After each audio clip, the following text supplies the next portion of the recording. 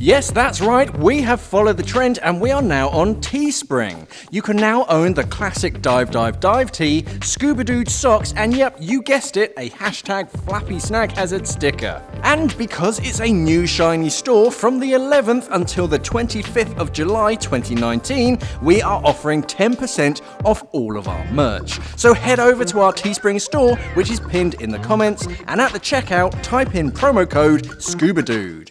Offer only applies to Simply Scuba Teespring store and not simplyscuba.com. All orders are handled and completed by Teespring directly. Hey everyone, and welcome to today's episode of Daily Scuba News. So the Pacific nation of Palau have just amended plans to create a massive marine reserve so that Japan's trawlers still have partial access to its waters.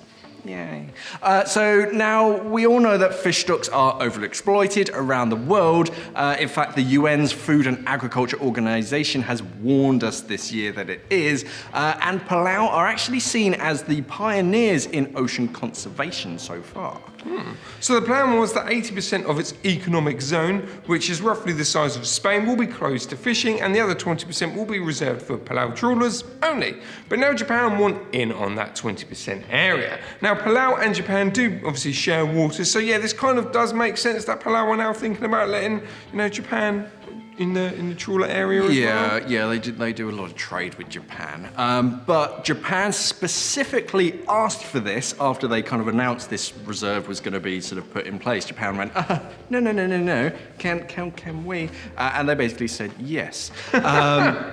And rather unsurprisingly, Japan have come out and endorsed this amendment. This is amazing! Yeah, and that's all well and good for Japan, but they've also stated that it's something that they want to do for Palau as well. Of course. So that they can have a sustained industry. Now, because Palau are actually world leaders in ocean conservation, the next couple of steps they take with Japan will be very careful, and to be honest, it might take some time for any actual changes to really happen. So environmental group Pew Bertarelli Ocean Legacy, which helped formulate the blueprint for the sanctuary, are now looking into changes, letting Japan into the mix and see what sort of environmental impact it might have on the sanctuary. So yeah, it's another wait and see what happens, basically. So it's still in the planning stage. Yeah, that's the thing. So Palau obviously, they want. They want a bit of business from Japan. They're like, okay, you can come into here, but we've still got to keep conservation. You can't just go, thank you. Yeah. So yeah, a lot of stuff's got to happen behind the scenes. We'll see. But what do you guys think about all of this? It's another marine reserve that allows fishing. Or at least 20% of it. Yeah, it's not like the ones in Britain where you've got the marine protection area. So we're going to protect the area. Oh, okay, yeah, you're allowed fishing. You can fish in it. Yeah, like all of them.